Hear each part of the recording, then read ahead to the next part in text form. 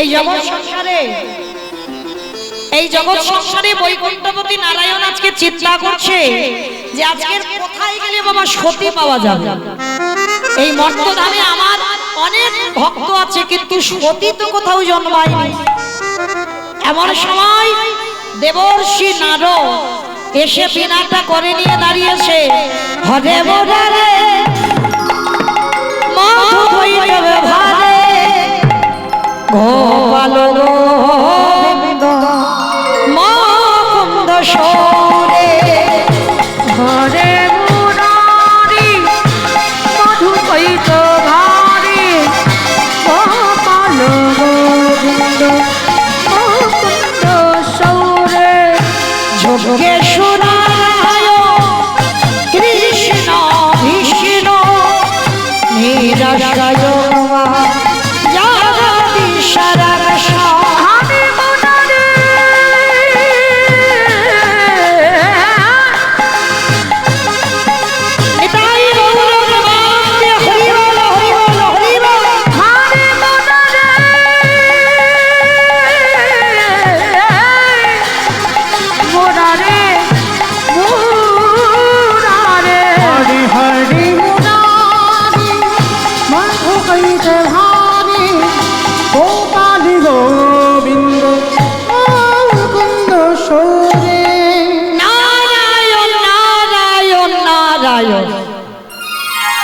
দেবর্ষি নারদ এসে যেই না দাঁড়িয়েছে বৈকুণ্ঠ প্রতি নারায়ণ বলছে, নারদ জগতে আমার অনেক ভক্ত আছে। ও নারদ, কোথাও কি মহাসতী জন্মায়নি? তাই তোমার কাছে আমার নিবেদন, তুমি মরতে গিয়ে মহাসতী কোথায় জন্ম নিয়েছে আমার একটু খবরটা দিয়ে যাও। তার নারদ মনে মনে করছে, ঠিক আছে প্রভু, আমি যাব, তবে আমি নারদ বেশে তো যেতে পারবো না। একটা বৈষ্ণব রূপ ধারণ করে আজকে নারদ মুনি মর্তের মাটিতে নেমেছে। আর মর্তের মাটিতে নেমে বাবা সারা দেশে দেশে সারা জায়গায় জায়গায় ঘুরে বেড়াচ্ছে, কিন্তু কোথাও মহাসতী খুঁজে পাচ্ছে না। যার দুয়ারে যায় সে দূর দূর করে তাড়িয়ে দেয়। কেউ তো বাবা একটু ভিক্ষা পর্যন্ত দেয় না, কেউ সেবা পর্যন্ত দেয় না। আর যখনই দূর দূর করে তাড়িয়ে দেয়, ক্লান্ত শরীর নিয়ে নারদ মুনি একটা জঙ্গলে দাঁড়িয়ে দাঁড়িয়ে কাঁদছে, প্রভু সারা মর্তের মাটিতে ঘুরলাম, কোথাও পেলাম না বাবা একটা সতী। কিন্তু বড্ড খিদে পেয়েছে ঠাকুর, এখন আমি কি খাবো বলতে পারো? আর নারদ মুনি বসে বসে চিন্তা করছে। আর এমতো সময় হঠাৎ দেখতে পেল অনতি দূরে একটা টিপ টিপ করে আলো জ্বলছে। আর আলোর দিশাটা যেই না এসেছে, নারদ মনে মনে ভাবছে যাই একবার গিয়ে দেখি ওই যে আলোটা জ্বলছে ওখানে কে থাকে। তা নারদ মুনি ছদ্মবেশে গিয়ে বাবা যেই না দাঁড়িয়েছে, লাঠিটা হাতে করে নিয়ে নারদ মুনি ভিক্ষার ছলা করে গিয়ে ডাকছে, মা কেউ কি বাড়িতে আছিস? যেই না বলেছে কেউ বাড়িতে আছিস, তাড়াতাড়ি করে অনুসুবা মা মাথাতে ঘোমটাটা দিয়ে দরজায় এসে দেখলো মা একটা বৈষ্ণব ব্রাহ্মণ, অনেক বয়স হয়েছে। আর যেই না বয়স্ক মানুষটাকে দেখেছে, অনুসুবা মা করজোর করে বলছে, আসুন বাবা আসুন, আমার গৃহে আসুন, আজ আমার বড় সৌভাগ্য, আজকে সন্ধ্যায় এক অতিথি আমার বাড়িতে এসেছে, আসুন। ও মা, সারাদিন ঘুরে বেড়াচ্ছি, কেউ কিছু খেতে দেয়নি, মা একটু খেতে দিবি মা? নারদ মুনি ছদ্মবেশে বলছে। তার যেই না খাবারটা চেয়েছে, অনুসুবা মা বলছে, দেখো বাবা এখনো তো আমার পতি সেবা হয়নি, আর যতক্ষণ না আমার পতি সেবা হবে ততক্ষণ তো আমি কাউকে সেবা দিতে পারবো না।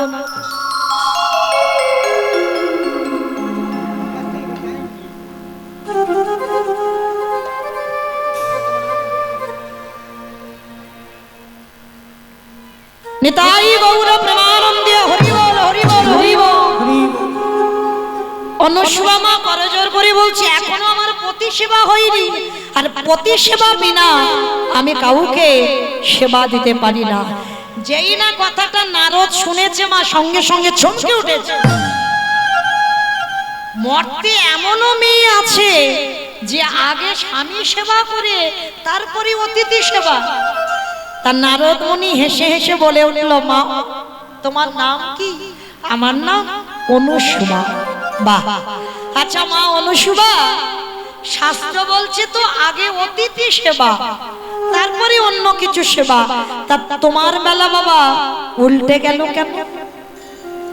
অনুসুবা মা করজোর করে বলছে, দেখেন বাবা, যেদিন থেকে আমার বাবা অগ্নি সাক্ষী করে স্বামীর হাতে সম্প্রদান করেছে সেদিন থেকে আমার পতি সেবার বাইরে আমি ভগবানকেও সেবা দিই না। নারদ মুনি মনে মনে চিন্তা করছে, তাহলে তো আমার দেখতে হয় যে এই মেয়েটার চরিত্রটা কেমন হওয়া উচিত। কারণ মায়েরা যারা সতী নারী হবে তাদের চরিত্র সবটাই, তাদের ব্যবহার, তাদের আচার অনুষ্ঠান সবটাই আলাদা হবে। তার নারদ মুনি মনে মনে ভাবছে, আজকের আমি আর যাব না, রাতটুকুই এই মেয়েটার ঘরে থাকবো, আমাকে দেখতে হবে এই মেয়েটার আচরণগুলো কেমন। তার নারদ মুনিকে সেবা দিয়েছে, সেবা দিয়ে বলছে, বাবা একটা কথা জিজ্ঞাসা করব? বলো মা। আচ্ছা তোমার কেউ নেই? আছে মা, সব ছিল, এখন আমার কেউ নেই। ও বাবা, তাহলে তুমি ভেবো না, যতদিন ইচ্ছা তুমি আমার কাছে থাকো। আর বাবা, ও মামা, আজকে রাতটুকু তোর কাছে একটু আশ্রয় দিবি? ঠিক আছে বাবা, আজ রাত কেন, তোমার যতদিন মনে হয় তুমি আমার বাড়িতে থাকো, কিন্তু আমার কথা একটাই, আমার পতি সেবা দিয়ে আমি আপনাকে সেবা করব। ঠিক আছে মা, তাতে আমার অসুবিধা নাই। তা এইবার রাত্রিবেলা হয়েছে, স্বামী সেবা করে অতিথি সেবা হয়েছে, আর সেবা দিয়ে অনুসুবা মা স্বামীকে শয়ন করিয়ে দিয়ে চরণ সেবা করছে। হরি বল। পাখার বাতাস করছে, স্বামী শয়নে গেছে। আড়াল থেকে নারদ মুনি দর্শন করছে, এই রকম সতী জগতে এখন আছে কি গো মা? শুধু সতীদের কথা বললে হবে না, তেমন স্বামী আছে কিনা সেইটা তো দেখতে হবে। হ্যাঁ, সব দিকে বলতে হবে বাবা। শুধু সতী নারী দেখা যাচ্ছে না, কিন্তু তেমন স্বামী কি দেখা যাচ্ছে? হ্যাঁ, তাহলে স্বামীকে অত্রিমণির মতো হতে হবে। অনুসুবার স্বামীর নাম অত্রিমণি, অত্রিমণির মতো হতে হবে। আর স্ত্রী যারা সতী নারী হবে তাদের অনুসুবা মার মতো চরিত্র হতে হবে। পাখার বাতাস করলো, আর পাখার বাতাস করে স্বামী ঘুমানোর পর অতিথি সেবা করে অনুসুমা মা শয়নে গেছে। প্রত্যেকদিন অনুসুয়া ব্রহ্ম মুহূর্তে ওঠে ভোরবেলা, আর ভোরবেলা উঠে স্বামী তখন ঘুমায়, আর ভোরবেলা ওই গঙ্গা স্নানে যায়। এখন যেমন মা ঘরে ঘরে কল, ঘরে ঘরে স্নান, তখনকার দিনে নয়, গঙ্গা স্নান ছিল। অনুসুবা মা প্রভাতকালে উঠে গঙ্গা স্নানে যায়, আর গঙ্গা স্নানে যায় আর কি করে জানো? প্রভাতে উঠিয়া মাতা অনুসুবা নদীতে করিলা স্নান। প্রভাতে উঠিয়া মাতা অনুসুবা নদীতে করিল স্নান। প্রভাতকালে অনুসুবা মা স্নান করেছে গঙ্গার ঘাটে। আর স্নান করে কি করেছে জানো মা? ভালো করে শুনে নাও, যদি কেউ চরিত্রটা বদলাতে পারি আমরা। স্নান করে নিজের আঁচলটা ভিজিয়েছে, কোনো পাত্রে জল নয়, আঁচলটা ভিজিয়েছি, ওই জলটা নিয়ে বাড়িতে ফিরেছে। সকাল হয়েছে মা, সকালবেলা স্বামী ঘুম থেকে উঠেছে, আর স্বামী যেই না ঘুম চোখটা খুললো, অনুসুবা মা চরণ দুটো আগে নামিয়েছে, নামিয়ে পাত্রে করে রেখেই ওই আঁচলের জলটা নিগড়ে স্বামীর চরণে দিচ্ছে। স্বামীর চরণে দিয়ে স্বামীর চরণ ধৌত করা জল সকালবেলা অনুসুবা মা পান করছে। কি গো মা, ডাক্তার বৈদ্য কবিরাজ যদি অসুখ ভালো করতে না পারে, প্রকৃত যদি পতি সেবা করতে পারো, স্বামীর চরণ ধৌত করা জল যদি পান করো 1 মাস, এটা আমার গ্যারান্টি হরিবাসরে দাঁড়িয়ে। তবে সে স্বামী মদমাতাল হলে হবে না, 1 বোতল নয়, একটুখানি খেলে কাজ হয়ে যাবে। তবে স্বামী যেন শুধুমাত্র কৃষ্ণ চরণের দাস হয়, তার পথ প্রত্যেকটা পদক্ষেপ যেন বাবা ধর্মের পথ থাকে, কোনোদিন অধর্ম করবে না, মহাভারতের যুধিষ্ঠির মহারাজের মতো। সেই স্বামীর পদধৌত করা জল পান করো 1 মাস। ডাক্তারে যে অসুখ ভালো করতে পারবে না, তোমার পতির চরণ ধৌত করা জল পান করলে সেই অসুখ ভালো হবে, কোনো ভুল নেই। কিন্তু বাবা জগতে বড় দুর্লভ, ও খুঁজে খুঁজে এখন আর পাওয়া যাবে না। হ্যাঁ, সতীও পাওয়া যাচ্ছে না, সতী স্বামীও পাওয়া যাচ্ছে না। তা আজকে লক্ষ্য করে দেখেন, অনুসুয়া মা নিত্য কর্ম এটা। তা আজকের অত্রিমণি মাথায় হাত দিয়ে বলছে, অনুসুয়া প্রতিদিন তুমি এই কাজগুলো করতেই থাকো। আজকের আমার ইচ্ছা জেগেছে তুমি আমার কাছে কিছু চাও, আমার আজকের মনটা খুব ভালো, আমি তোমাকে কিছু দিতে চাই। অনুসুয়া মা বলছে, তোমার কাছে চাওয়ার তো একটাই জিনিস আছে আমার, আমি যতদিন বাঁচবো আমি যেন তোমার চরণ সেবা করতে পারি। আরে বাবা ওটা তো আছে, ওটা তো তুমি করবে, আরো কিছু চাও না? আর আমার কিচ্ছু লাগবে না, ওটাই হলে আমার সব হয়ে যাবে। তো ত্রিমণি বলছে, দেখো অনুসুয়া তুমি তো চাইছো না, কিন্তু আমি তোমাকে একটা আশীর্বাদ দিয়ে রাখলাম, কোনো না কোনো দিন তুমি আমার চরণ ভজন করে যদি আমার সাধনা ঠিক হয়, আমি তোমাকে আশীর্বাদ দিলাম, একদিন না একদিন ব্রহ্মা বিষ্ণু মহেশ্বরকে তুমি তোমার পুত্র রূপে কোলে পাবে। এত বড় আশীর্বাদ স্বামী দিয়ে দিল। বলে স্বামী ওটা হোক না হোক আমার অসুবিধা নাই, কিন্তু আমি যতদিন বাঁচবো আমি যেন তোমার সেবা করতে পারি। আর নারদ মুনি আড়াল থেকে দেখে দেখে মনে মনে ভাবছে, প্রভু আর আমাকে কোথাও যেতে হবে না, পেয়ে গেছি সতী। সতী যদি থাকতে হয় এই একজনই আছে মর্তের মাটিতে, অনুসুয়ার থেকে বড় সতী আর আমি তো কাউকে দেখতে পাচ্ছি না। তবে ঠাকুর আমি এখন তোমার কাছে যাব না, আমি একটু কাজ আছে। কি কাজ? অমাইরা এই নারদের বাহনটা কি গো? ইঁদুর ইঁদুর। নারদের বাহন ইঁদুর। ঢেকি বাবা, ঢেকি ও বাবা ঢেকি রে, চলে চলে না বাবা ব্রহ্মলোকে যাই। উলুধ্বনি ঢেকি রে, চলে না রে ব্রহ্মলোকে যাই। বাপে ঢেকি রে, চলে না রে ব্রহ্মলোকে যাই। আবার ব্রহ্মলোকে গিয়ে আমি সাবিত্রীর প্রণামে জানাই। ওই ব্রহ্মলোকে গিয়ে আমি সাবিত্রীর প্রণামে জানাই। ঢেকি রে, চলে না রে এটাই ও বাপে ঢেকি রে, চলে না রে ব্রহ্মলোকে যাই। বাবা ঢেকি। ব্রহ্মলোকে গিয়ে নারদ মুনি এবার ছলনা করছে, দেখো কিরকম। ও বেটার তো একটাই স্বভাব, লাগান ভাগান করা। ব্রহ্মলোকে গিয়ে সাবিত্রী মাকে ডাকছে, অমা মা গো তাড়াতাড়ি এসো, তাড়াতাড়ি এসো, বড্ড খিদে পেয়েছে, তাড়াতাড়ি খেতে দাও, তাড়াতাড়ি খেতে দাও। মা সাবিত্রী ছুটে এসেছে, বলে বাবা নারদ দাঁড়া দাঁড়া দাঁড়া, আমার রান্না বান্না রেডি হয়ে আছে, আমি দিচ্ছি খেতে। তা মা পারস সাজিয়ে গুছিয়ে দিয়েছে, নারদ খেয়েছে। খাবার পরে মা বলছে, হ্যাঁ রে বাবা কিরকম স্বাদ হলো রান্না, কিরম বদমাস দেখো খেয়েছে।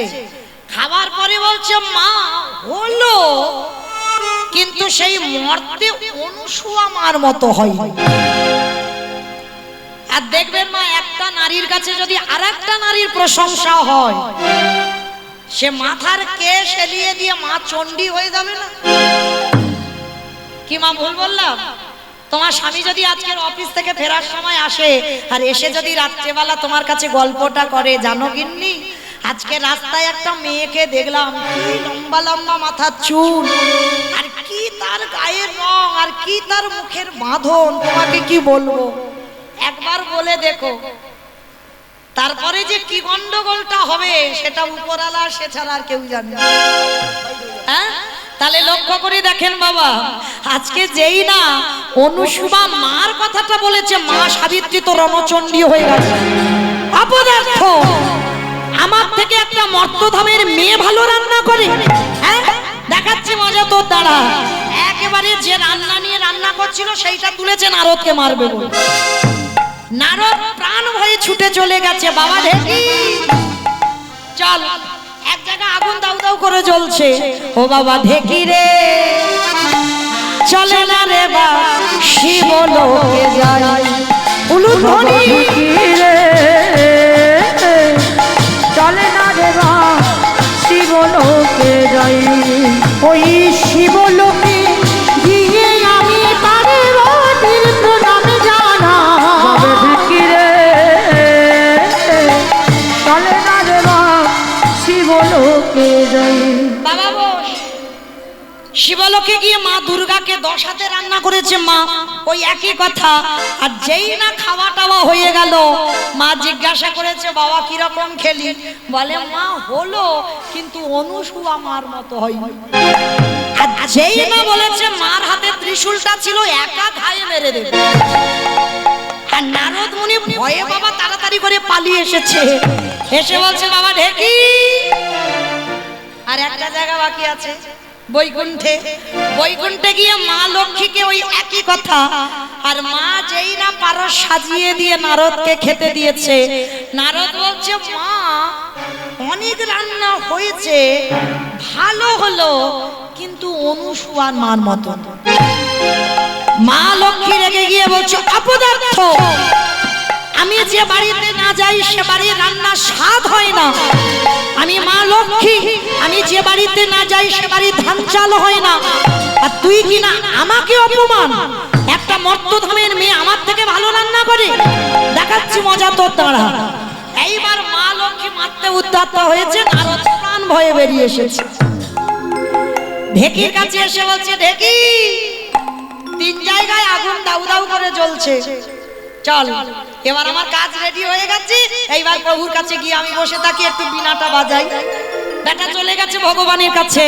আর 3 দেবী এক জায়গা হয়েছে, আর এক জায়গা হয়ে আলোচনা করছে। হ্যাঁ রে দিদি, মর্তধামের মেয়ে, তাহলে তো একটু পরীক্ষা করে দেখতে হয় কিরকম সতী। মহামায়ার মায়ার বলে এক বৈষ্ণব সেজে অনুসুয়ার কাছে গেছে। গিয়ে দরজায় গিয়ে দাঁড়িয়েছে, ভিক্ষাং দেহি। অনুসুয়া মা আহ্বান করেছে, বসার জায়গা দিয়েছে। যেই না খাবার চেয়েছে, অনুসুয়া বলছে বাবা আমার স্বামীকে তো এখনো সেবা দেওয়া হয়নি, আমি স্বামী সেবা করব, তারপরে আমি আপনাকে সেবা দেব। অসম্ভব, আগে অতিথি সেবা, তারপরে স্বামী সেবা। বলে বাবা ওটা সবার জন্য, ওটা অনুসুবার জন্য নয়। অনুসুবার একটাই সংকল্প যে আগে পতি সেবা হবে। বেশ, আমি দেখব অনুসুয়া তুই কি করে আমায় খেতে দিস। স্বামী সেবা করে যা রান্না করেছে মহামায়া রূপী ব্রাহ্মণকে সেবা দিয়েছে। আর যা সেবা দিয়েছে বাবা মহামায়ার মায়ার দ্বারা সব খেয়ে ফেলছে। এক হাড়ি অন্ন ব্যঞ্জন সবকিছু খেয়ে ফেলছে। আর মহামায়া বারবার বলছে অনুসুয়া আরো আন, আরো দে, আমার উদরে কোনো ভর্তি হয়নি। অনুসুয়া মনে মনে করছে কে, আমি এত অন্ন ব্যঞ্জন রন্ধন করেছি সবকিছু খেয়ে ফেলছে, তার মানে এ তো সাধারণ কেউ নয়, মনে হবে কোনো রাক্ষসী টাক্ষসী এসেছে। স্বামীর কাছে গিয়ে দেই না বলেছে, স্বামী কিছু করলো না। অনুসুয়া আমি তোমাকে বারবার বলেছিলাম একটা দিন তুমি অতিথি সেবা দাও, কিন্তু তোমার সংকল্প থেকে তুমি নড়বে না। তাহলে এবার কি করবে তুমি করে নাও, আমি কিছু জানি না। অনুসুয়া মা স্বামীর হাত থেকে কুমণ্ডলীর জলটা নিয়ে শূন্য হাড়িতে, একটাই মন্ত্র ছিল অনুসুয়া মা, কোনো মন্ত্র জানে না। অনুসুয়া মা একটাই মন্ত্র বলতো, ওম পতি পরমেশ্বরায় নমঃ, ওম পতি পরমেশ্বরায় নমঃ। ওম পতি পরমেশ্বরায় নমঃ ওম পতি পরমেশ্বরায় নমঃ ওম পতি পরমেশ্বরায় নমঃ ওম পতি পরমেশ্বরায়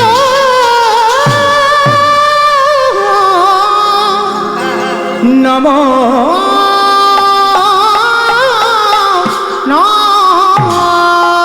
যেই না শূন্য হারিতে দিল অন্ন ব্যঞ্জন পরিপূর্ণ হয়ে গেল।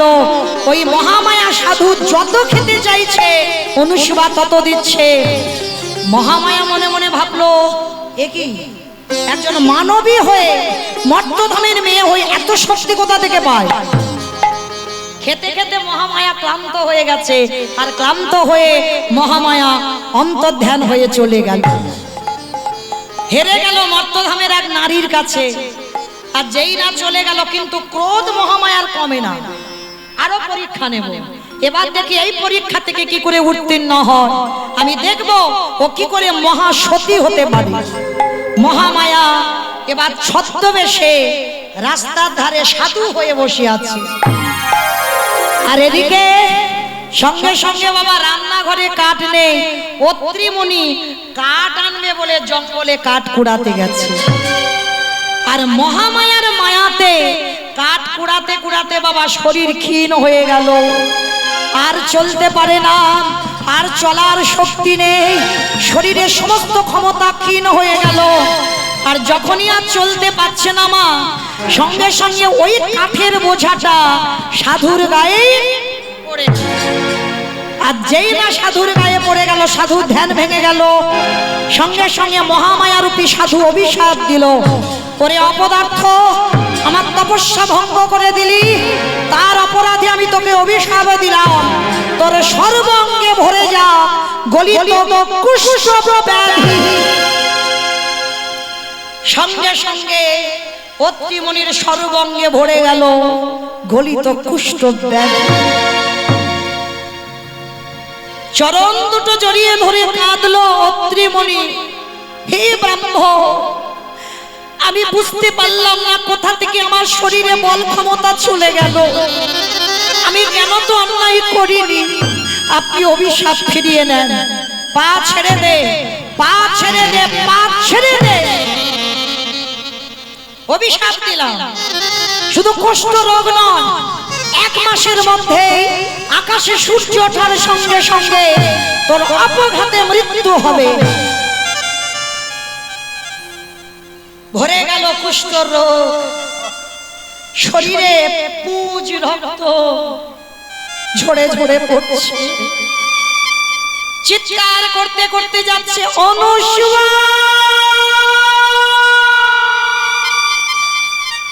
অনুসুয়া, অনুসুয়া। অনুসুয়া কর্ম করতে করতে দরজায় এসেছে। মনে মনে ভাবলো আমার স্বামীর কণ্ঠস্বর, তাড়াতাড়ি করে দরজাটা খুলেছে। দরজাটা খোলার সঙ্গে সঙ্গে চমকে উঠেছে, একই স্বামী, তোমার সর্বাঙ্গে এগুলো কোথা থেকে এলো? পুঁজ রক্ত ঝরে ঝরে পড়ছে কি করে? অনুসুয়া, আমি বুঝতে পারলাম না অনুসুয়া, আমি যখনই জঙ্গলে কাঠ কুড়াচ্ছিলাম, হঠাৎ আমার শরীরে শক্তি ক্ষীণ হয়ে গেল, আর আমার ওই মাথার বোঝাটা এক সাধুর গায়ে পড়ল। সাধু আমাকে অভিশাপ দিল, সর্বাঙ্গে হয়ে যা কুষ্ঠ ব্যাধি। না স্বামী, আমার কথা বলো না। অনুসুয়া, শুধু কুষ্ঠ রোগ নয়, 1 মাসের সঙ্গে সঙ্গে আকাশে সূর্য ওঠার সঙ্গে সঙ্গে আমার মৃত্যু হয়ে যাবে। না বলো না, আমি আর সইতে পারি না, আমি না সইতে পারি না।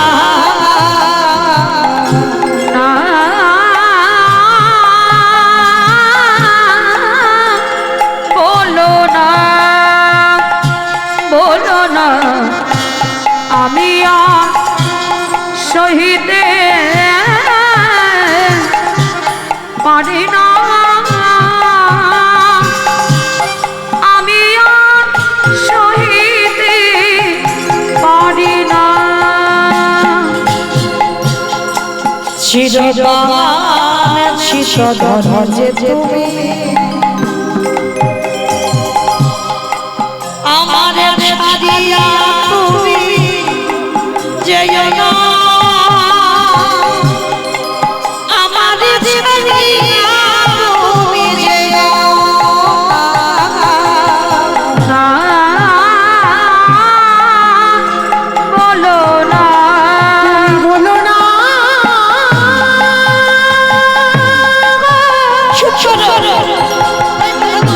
আমার কোনে বলো না আমি যে শহীদ পারিব না। অনুষ্বা চলে যাও চলে যাও তুমি বাপের বাড়ি চলে যাও এখনো সময় আছে অনুষ্বা আমার এই কুষ্ঠ রোগ আমাকে সেবা করতে করতে তুমি তো রোগী হয়ে যাবে আর আমার মৃত্যুর পর আমি তোমাকে কার হাতে রেখে যাব তাই সময় থাকতে থাকতে তুমি আমায় ফেলে রেখে সেই তো আমার মৃত্যু হয়ে যাবে বাপের বাড়ি চলে যাও সতী নারীদের কথাগুলো শোনো মা অনুষ্বা মা বলছে স্বামী যেদিন থেকে আমার বাবা তোমার হাতে তুলে দিয়েছি তোমার চরণ সেবা ছাড়া আমার আর কোনো কাজ নয় আর তুমি বলছো আমি বাপের বাড়ি চলে যাব না স্বামী যে কটা দিন সুখের সময় তোমার সঙ্গে কাটিয়েছি আর যে কটা দিন দুঃখ থাকবে সে কটা দিন আমি তোমার সঙ্গে কাটাবো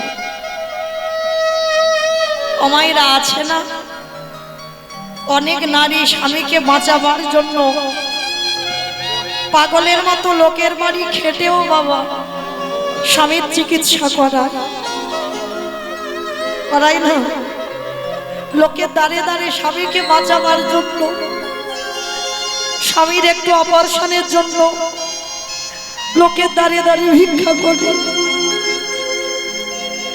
অনুষ্বা মা বলছে স্বামী আমার বাবার মুখ থেকে শুনেছিলাম যদি কোনো ব্যক্তি অপরাধ করে থাকে অপরাধী হয় সর্বতীর্থে নাকি স্নান করালে তার অপরাধ থেকে মুক্তি পায় আমি নিয়ে যাব অনুষ্বা আমি দাঁড়াতে পারি না আমার শরীরের মাংসগুলো খসে যাচ্ছে শরীর থেকে পুঁজ রক্ত ঝরছে তুমি কি করে নিয়ে যাবে আমাকে সর্বতীর্থে দেখো না কি করব গাছের ডাল কেটে বাবা গাছের দিয়ে গাড়ি করেছে আর যে বট গাছের যে শিকড় ঝোলে ওই গাছের শিকড় কেটে দড়ি করেছে কারণ অনুসুবা মার তো যোগিনী সাজ টানতে টানতে নিয়ে যাচ্ছে স্বামীকে বাঁচাবার জন্য দয়াময় যদি আমি কোনো পূর্ণ সঞ্চয় করে থাকি সেই পূর্ণ বলে আমার স্বামীর প্রাণ তুমি ফিরিয়ে দিও টানতে টানতে তীর্থে নিয়ে যাচ্ছে বাবা মরুভূমিতে চলে গেছে আর মরুভূমিতে গিয়ে স্বামীর পিপাসায় কাতর হয়ে গেছে পত্রীমণি বলছে অনুষ্বা একটু জল অনুষ্বা বড় কষ্ট বড় জ্বালা বড় যন্ত্রণা স্বামী এই মরুভূমিতে আমি জল কোথায় পাবো ঠিক আছে আমি তবু দেখছি গাছের তলায় স্বামীকে রেখে ছুটে গেল জল খুঁজবে মহামায়া মনে মনে ভাবছে অনুষ্বা দেখি এবার তুমি কি করো মহামায়া একটা ঘাতক রূপ ধারণ করে বসে আছে আর ঘাতকের কাছে জিজ্ঞাসা করলো বলতে পারো ঘাতক কোথায় গেলে জল পাবো মহামায়া বলল শোনো মেয়ে যদি তোমার এই ডান চরণটা কেটে দিতে পারো ওইখান থেকে তুমি জল পাবে। অনুসুয়া মা আগু পিছু বিচার না করে ধারালো অস্ত্রটা নিয়ে ওম প্রতি পরমেশ্বরায় নম বলে ওই উরুদেশটাকে ছেদন করে দিল। যেই না সরোবর সৃষ্টি হলো, ওই জল দিয়ে স্বামীর বদনে দিল। আর স্বামীর মৃত্যুর দিন বাকি আছে 3 দিন। আর অনুসুয়া মা সূর্যদেবকে উদ্দেশ্য করে বললে, হে সূর্যদেব, আমি যদি সত্যি সত্যি প্রতি সেবা করি, আমি তোমার কাছে জানিয়ে রাখলাম, আজকের পর থেকে সূর্য তুমি আর উদয় হবে না, উদয় হবে না, উদয় হবে না। মর্তধামের একটা মেয়ের কথায় সূর্যের রাস্তা অবরোধ হয়ে গেল। আর যেই না অবরোধ হয়ে গেল, এদিকে অনুসুয়া মা কাঁদছে স্বামীর মাথা দিয়ে। বৈকুণ্ঠপতি নারায়ণ এসেছে অনুসুয়ার কাছে। অনুসুয়া, তুমি যদি সূর্যকে উঠতে না বলো, তাহলে জীব জগতে সবাই মরে যাবে। উঠতে বলো। বলে, প্রভু, উঠতে যদি বলি তাহলে তো আমার স্বামীর মৃত্যু হবে। কথা দিলাম অনুসুয়া, একদিকে তোমার স্বামীর মৃত্যু হবে, আর একদিকে নতুন কলেবর থেকে তোমার স্বামীর জন্ম হবে। অনুসুয়া মা কথাটা শুনে বলল, হে সূর্যদেব, আমার কথাই যদি তুমি না ওঠো, এই মুহূর্তে তুমি উদয় হও, উদয় হও, উদয় হও। সঙ্গে সঙ্গে সূর্যদেব উদয় হলো, অত্রিমুনির মৃত্যু হলো, নতুন কলেবর থেকে আবার নতুন স্বামীর সৃষ্টি হলো। সেই স্বামীকে নিয়ে ঘরে গেলেন অনুসুয়া। ব্রহ্মা বিষ্ণু মহেশ্বর অনুসুয়া মার হাতে রান্না খাবে বলে গেছে। নারদ যে রান্না খেয়েছে, এইবার ব্রহ্মা বিষ্ণু মহেশ্বর ছদ্মবেশে এসে গেল আর অনুসুয়াকে পরীক্ষা নেবার জন্য বলল, অনুসুয়া, সেবা যদি দিতে হয় তোমাকে বিবস্ত্র হয়ে সেবা দিতে হবে। অনুসুয়া মা বললেন, বেশ, সন্তান ছোট থাকলে বিবস্ত্র হওয়া যায়, সন্তান বড় হলে কি হওয়া যায়? অনুসুয়া মা কুমণ্ডলীর জলটা নিয়ে ওম পতি পরমেশ্বরায় নম বলে 3 দেবের গায়ে ছিটিয়ে দিল। আর যেই দিল, 3 দেব 6 মাসের বাচ্চা হয়ে গেল।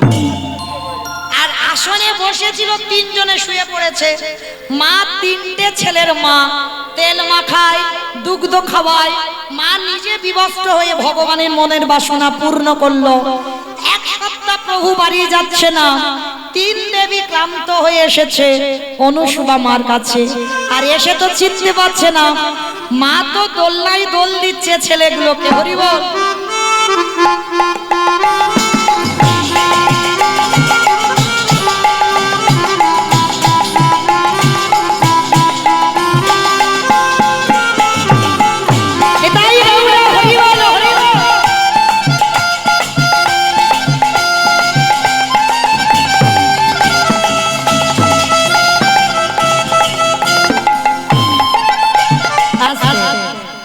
মায়েদের 2টো সন্তান হয়, 3টে সন্তান আর 6 মাসের বাচ্চা, সব একই রকম দেখতে।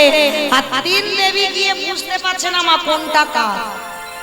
এইবার অনুসুয়া মা চরণটা ধরে বলল, মা, বুঝতে পারছি না, আমাদের স্বামীদেরকে ফিরিয়ে দাও।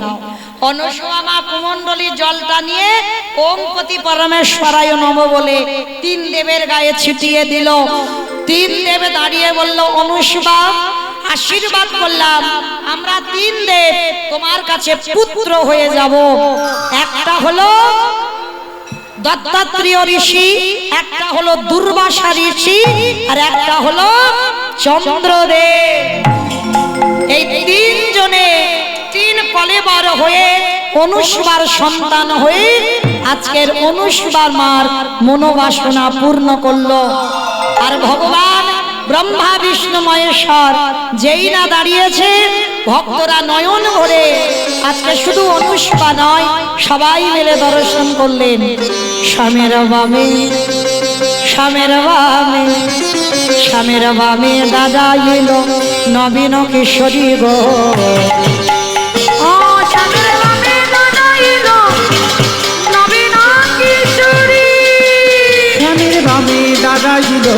নবীন কিশোরী ললিতা বিশাখায়াদি